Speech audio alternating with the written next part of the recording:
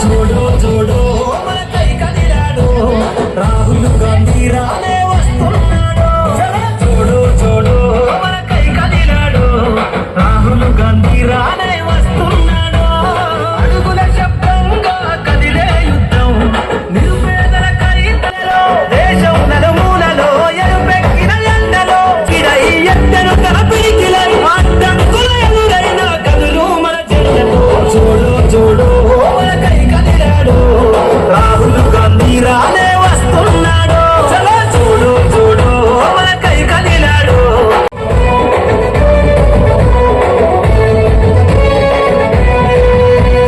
అడుగుల శబ్దంగా కదిలే యుద్ధం నిరుపేదల కైతలో నిర్మూలనం స్వాగతమంటూ తెలంగాణ సిద్ధం ఎగిరే కాంగ్రెస్ జెండతో కదిలేను నిత్యం చూడు చూడు మన కై కదిలాడు రాహుల్ గాంధీ రానే వస్తున్నాడు చూడు చూడు మన కై కదిలాడు రాహుల్ గాంధీ రానే వస్తున్నాడు.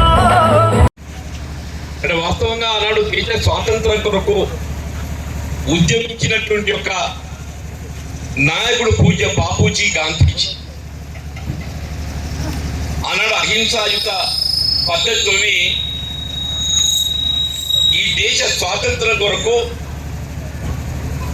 అంటే బాపూజీ ఏ విధమైనటువంటి ఒక పదవి కాంక్ష లేకుండా దేశ స్వాతంత్రమే తన ఒక లక్ష్యంగా ఎంచుకొని రాజకీయాలకు అతీతంగా యావత్ భారతదేశంలో ఉన్నటువంటి యొక్క సమాజాన్ని అంతా ఐక్యం చేసి ఇవాళ దేశానికి స్వాతంత్రం సిద్ధింపజేసిన ఘనత మరి పూజ్య బాపూజీ గాంధీజీ మహాత్మునికి దక్కుతుందని చెప్పక తప్పదండి.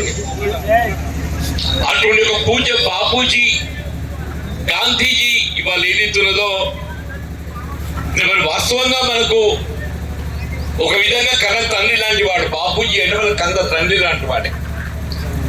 ఈ దేశానికి స్వాతంత్రం రావటం లోపల ఏదైతుందో ప్రధాన పాత్ర పోషించి జాతిని ఐక్యం చేసినటువంటి యొక్క మహానుభావుడు బాపూజీ అని.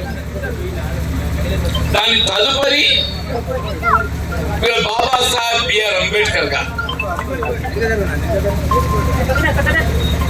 బాపూజీ గారు ఏదైతుందో ఈ దేశ స్వాతంత్రం కొరకు యావత్ భారత జాతిని ఐక్యం చేస్తే మనం సాధించుకున్నటువంటి ఒక ఈ స్వతంత్ర భారతావనికి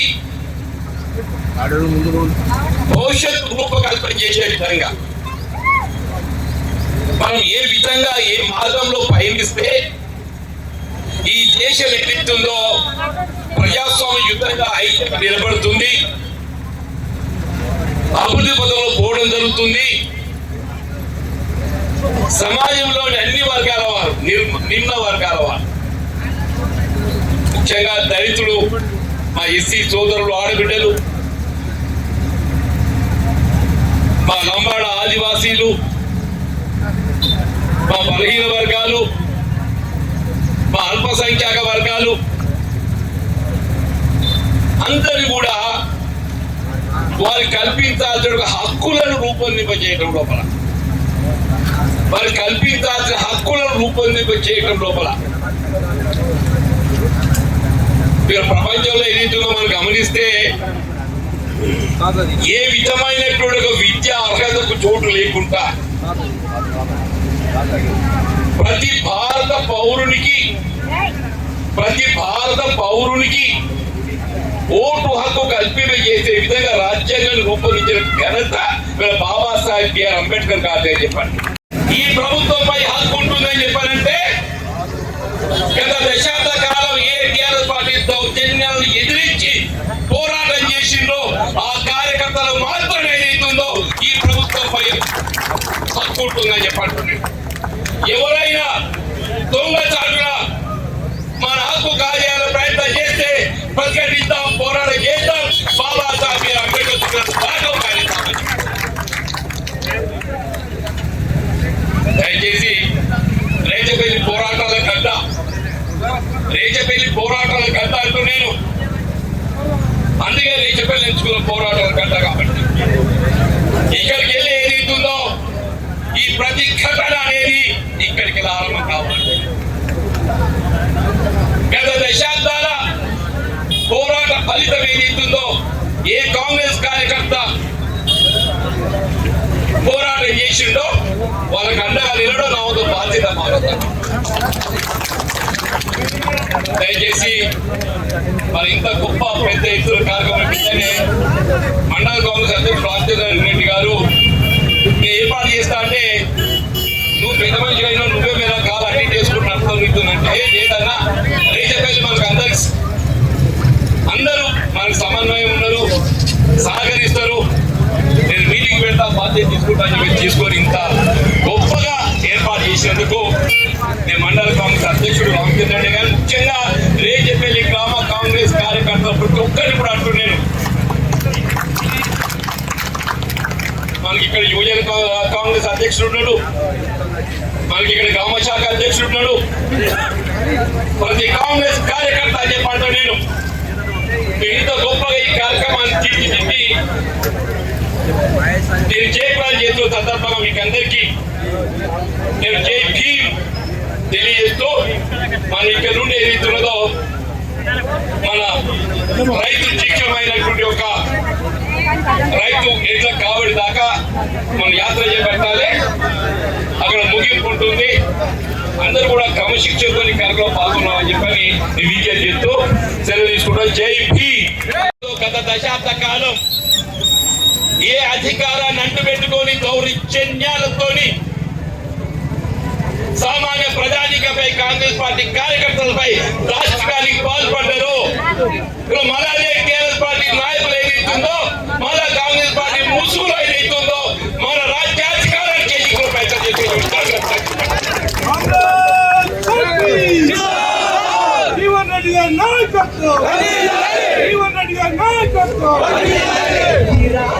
రాష్ట్రంలో కాంగ్రెస్ పార్టీ అధికారం ఇది కేవలం కాంగ్రెస్ పార్టీ కార్యకర్తల శ్రమ ఫలితం. కాంగ్రెస్ పార్టీ కార్యకర్తల శ్రమ 10 సంవత్సరాల శ్రమకు ప్రతిరూపం ఏదైతుందో ఇక్కడ రాష్ట్రంలో కాంగ్రెస్ ప్రభుత్వం ఏర్పడింది. నీరు గార్చి మనువాద రాజకీయ పార్టీలు మన పార్లమెంట్ లో ఇక్కడ మాకు ఏదైతుందో మార్గదర్శకుడు మాకు హక్కులు కల్పించే బాబాసాహెబ్ బిఆర్ అంబేద్కర్ గారు అని చెప్పని స్వయంగా మన పార్లమెంట్ లో నాయకుడు రాహుల్ గాంధీ గారు నివేదిస్తే దాన్ని అవహేళన చేసే విధంగా అమిత్ షా ఏదైతుందో మీరు ఇన్నిసార్లు అంబేద్కర్ అంటుండే ఆ దేవుని దర్శకులు పుణ్యవంతుడే కావచ్చు అన్నారు. తప్ప కూడా పుణ్యం వస్తుంది. అందుకే మేము బాబాసాహెబ్ బిఆర్ అంబేద్కర్ గారు తలుచుకున్నాం. ఏ దేవుని దర్శకుడు పుణ్యం వస్తుందని చెప్పని నువ్వు పేర్కొంటున్నావో ఈ కలియుగంలో ఏదైతుందో మాకు ఆ దేవుడు బాబాసాహెబ్ బిఆర్ అంబేద్కర్ గారు కాబట్టి ఆయన తలుచుకుంటున్నాం, ఆ పుణ్యం మాకు వస్తుంది అని చెప్పని మీరు చెప్పుకుంటున్నాం. బాబాసాహెబ్ బిఆర్ అంబేద్కర్ గారు ఇక మన కళ్ళకు కనబడే దేవుడు. మాతో ఒక విశ్వాసం శ్రీరామచంద్రుడు ఏదైతుందో మన విశ్వాసం నిన్న కళ్యాణం జరిగిందే. అందరూ కూడా ఎక్కడికెక్కడ కళ్యాణం పాల్గొని ఆ అక్షింతలు ఏదైతుందో మన తల్లి కూడా మన పుణ్యం వస్తుందని చెప్పి అందరూ కూడా మరి కళ్యాణంలో పాల్గొన్నాం. ఎక్కడని కానీ ప్రతి గ్రామంలో శ్రీరామచంద్రుడు వారి కళ్యాణ మహోత్సవాన్ని ఏదైతుందో అది గొప్పగా మనం చేసుకుందాం. అదొక విశ్వాసం. వీళ్ళ బాబాసాహెబ్ బిఆర్ అంబేద్కర్ గారు అందించిన రాజ్యాంగం ఇది. వాస్తవం అని చెప్పట్టు నేను ఇక్కడ ఏదైతుందో మా గిరిజన బిడ్డలు మా సరళ జరిపి తీసి అయిందంటే ఇక్కడికి వెళ్ళయింది. ఆ అంబేద్కర్ పెట్టిన పుణ్యం ఫలాలు ఏదైతుందో ఈ సరళ ఏదైతుందో జరిపి తీసేది నిజమాబద్ధంగా. ఆ గంగాధర్ భార్య ఆ అమ్మాయి ఏదైతుందో ఎంపీటీసీ అయిందంటే ఎక్కడికి వెళ్ళయింది. బాబాసాహెబ్ బిఆర్ అంబేద్కర్ గారు చూపించినటువంటి ఒక పాట అందులో భాగంగా ఆ అమ్మాయి ఎంపీటీసీ అయింది. నిజమాబద్ధమన్నా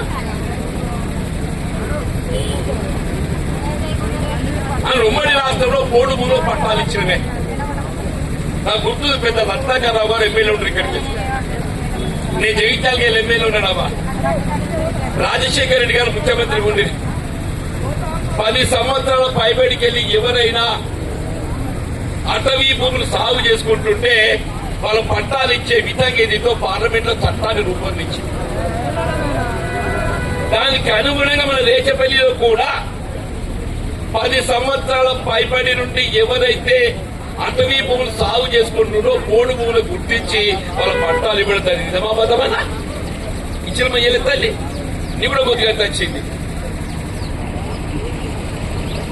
ఏడుకెళ్ళి వచ్చిందా అది బాబాసాహెబ్ బిఆర్ అంబేద్కర్ గారు ఏదైతుందో రాజ్యాంగంలో సూచించినటువంటి ఒక నిబంధనకు అనుగుణంగా అటవీ ప్రాంతం ఏదైతుందో పోటీ చేసుకొని ఎవరైనా సాగు చేసుకుంటే 10 ఏళ్ళ పైబడినట్టయితే వాళ్ళకి హక్కు కల్పించే విధంగా రాజ్యాంగం నిర్దేశించింది.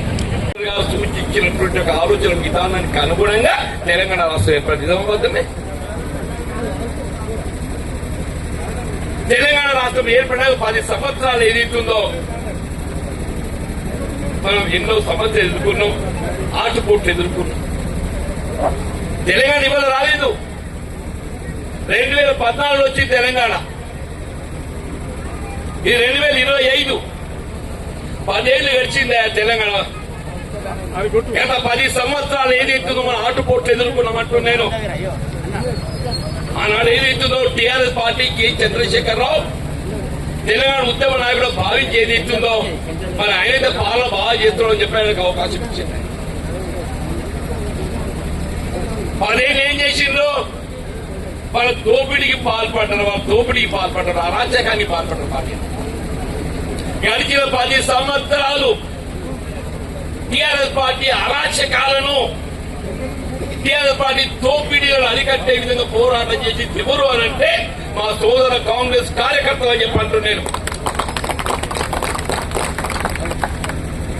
రాష్ట్రంలో కాంగ్రెస్ ప్రభుత్వం అధికారం రావడం జరిగింది అని చెప్పంటే మా కాంగ్రెస్ కార్యకర్తల శ్రమ ఫలితం అని చెప్పంటూ నేను మీరు 10 సంవత్సరాలు చెమటోడ్చి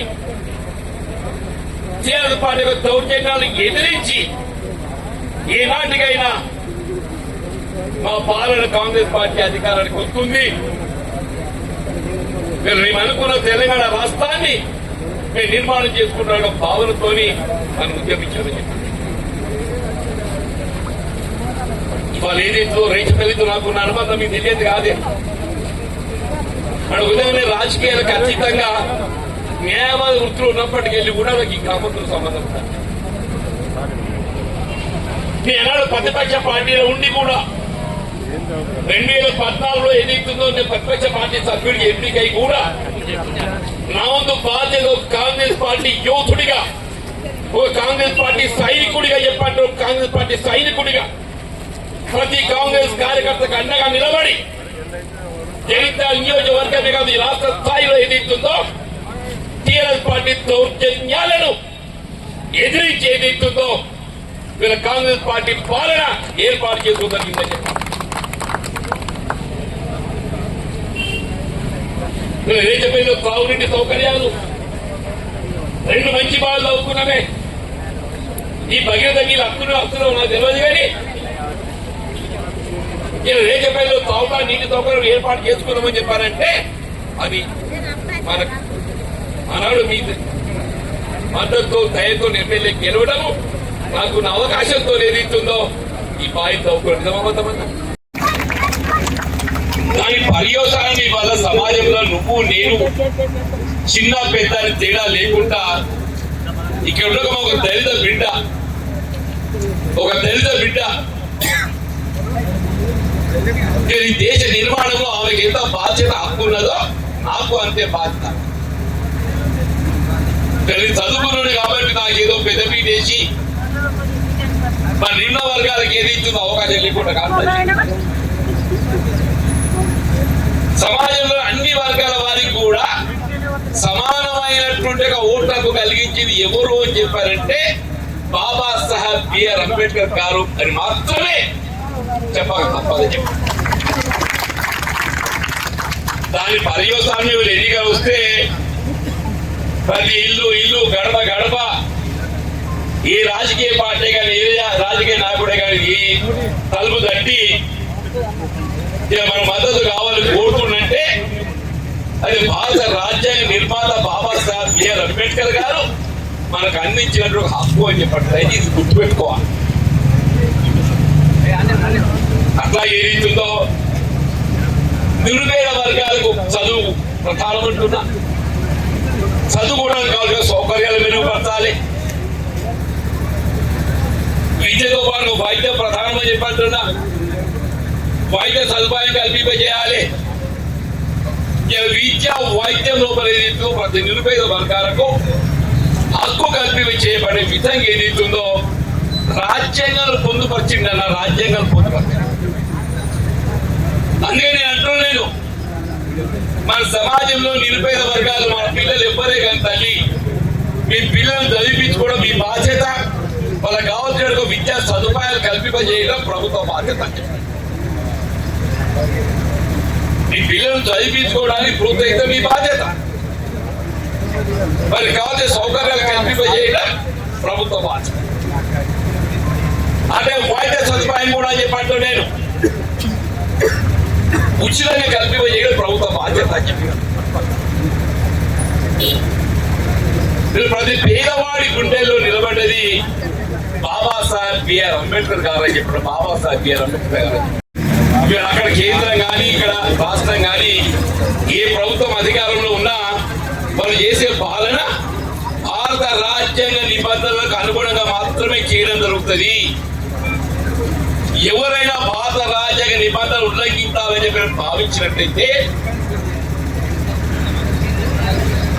అది ఏదైతుందో ఇవాళ ఆ పరిస్థితి ఉత్పన్నమవుతుంది. భారత రాజ్యాంగ నిబంధనలు ఉల్లంఘించి